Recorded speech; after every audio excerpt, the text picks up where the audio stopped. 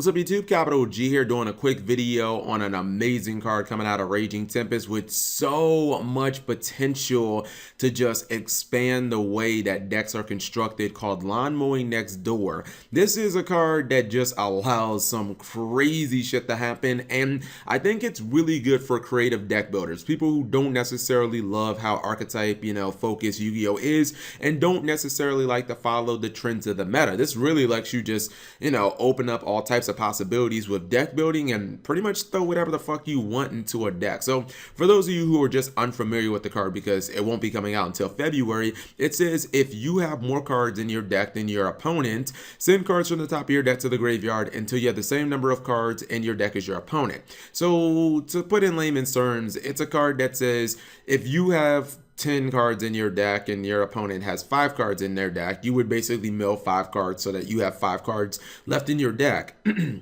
Now, when I first kind of read this card, I didn't really understand how to use it because, I kind of thought, okay, well, I guess maybe if my opponent goes first and they kind of dig through their deck, maybe they draw some cards, maybe they do a bunch of searching, I guess it can mill me a couple of cards here and there, but how many cards is my opponent really going to get out of their deck? Like, I kind of thought of it in just standard situations, but this is the thing about this card. You have to think of this card completely out of the box. You have to have an out of the box mindset because you have to really, to maximize this card, you have to run 60 cards. And when you think about it in the context of a 60 card deck, okay, then the horizons are just completely, like, it feels like the sky is the limit for this card, because think about it in the simplest scenario, right? Your opponent is playing a standard 40 card deck, whether that be Metaphors or PK Fire or ABC or whatever, and you're playing a 60 card deck.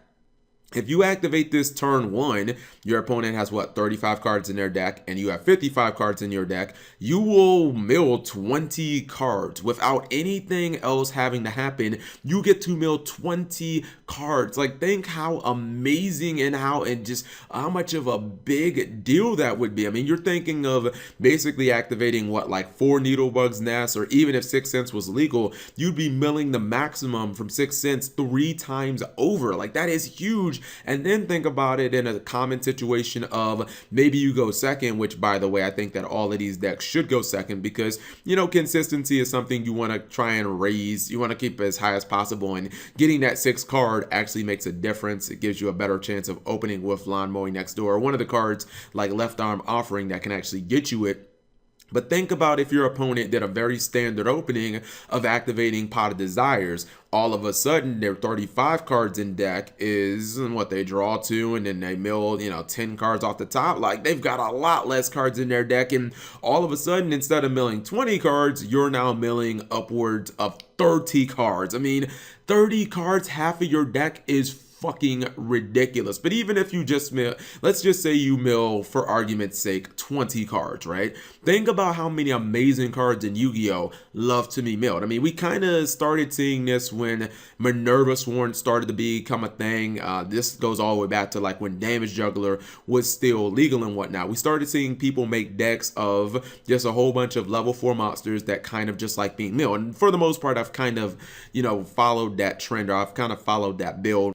But let's just say you wanted to go a different route. Maybe you want to run Reasoning and you don't want your build to be as, I guess, predictable as mine, because, you don't want to run a whole bunch of level 4s, and I can't run Reasoning because if I do and I activate it, you're obviously just going to call level 4. Well, that's when you can mix in other things. I feel like the world is kind of like your oyster when you're messing around with Lawnmowing Next Door. You could easily take every single Infernoid in the game, like the main deck ones, and you could pretty much just splash 3 of them into a deck. You could even mix in things like the Burning Abyss, cards like Graph and Seer. They love hitting the graveyard, obviously. Same thing goes with like Farfa and Babar potentially doing a little bit of burn damage. That's very difficult for your opponent to stop. Things like Skarm could be mixed in, and then you could even throw in things like Shadow Dragon. Honestly, I could throw Shadow Dragon into this because you do understand when this card is milled to the graveyard, it will basically just blow up a card on your opponent's side of the field. Now, Shadow Dragon is once per turn, but it's still a pretty good card. And even in Infernoids, some some of your spells and traps like Void Seer, they like kind of being in the graveyard as well. So I feel like there are just so many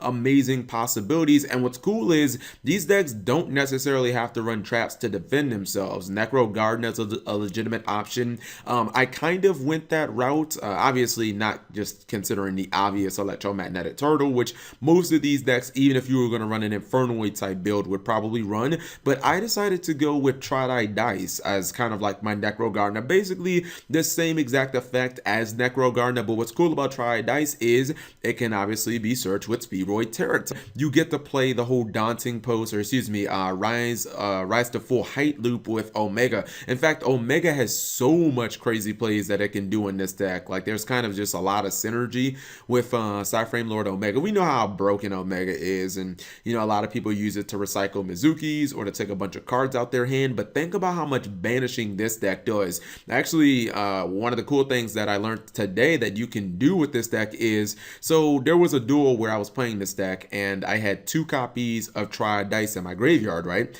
And I also had 2 Omegas on the field.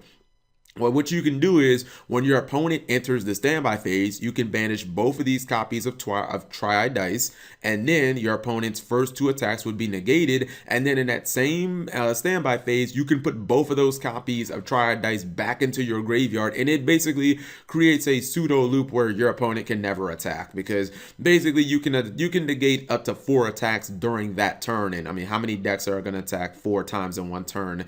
Like, it's probably just not going to happen. And I kind of feel like these type of decks have gotten stronger with the release of certain new cards. Like Fairy Tale Snow is a card that makes this amazing. We know how good Fairy Tale Snow is in Minerva type decks that like to mill a lot, and how good this card is in the late game. But imagine if you're able to just mill 20 cards immediately from the get-go. Basically, you can use Fairy Tale Snow 3 times just from like turn 1. That's very, very powerful. And you know, this card is actually searchable. I know it's a 60 card deck. A lot of people are going to roll their eyes and be like, oh, come on, Cap. It's a 60 card deck. Is it being searchable that big of a deal? What are the odds of you opening with Left Arm Offering or Lawnmowing next door? I don't know those odds off the top of my head, but it is still pretty cool, the fact that you can play Left Arm Offering and you can search your copy of Lawnmowing Next Door, or if you already resolved the Lawnmowing Next Door, you can obviously search other power cards like Regeki or Brilliant Fusion or Instant Fusion or Soul Charge, because most of the spells in this deck are going to be really powerful anyways. So what do you guys think of Lawnmowing Next Door, and how good do you guys think that this card is / could be? I think the card is amazing, and it opens up so many possibilities, especially the possibility of 60 card decks coming back to the meta, especially when you kind of consider that people are already wanting to raise their main deck counts because of Pot of Desires anyways. And even in this build, I could easily take out, like, I don't know, the 3 copies of like Hat Tricker and just, you know, splash in 3 Desires. And even if I didn't happen to open with my Lawnmowing Next Door, the odds of me getting like an extremely powerful card turn 1, whether that be Brilliant Fusion or Lawnmowing or Left Arm to get Lawnmowing or Pot of Desires, is still pretty high. And, you know, once I get the deck milling, then I'm bound to just mill some very good shit. Although sometimes your opening hands can be a little rough and they can be a little all over the place. But anyways, leave that in the comments section below, and subscribe if you have not already.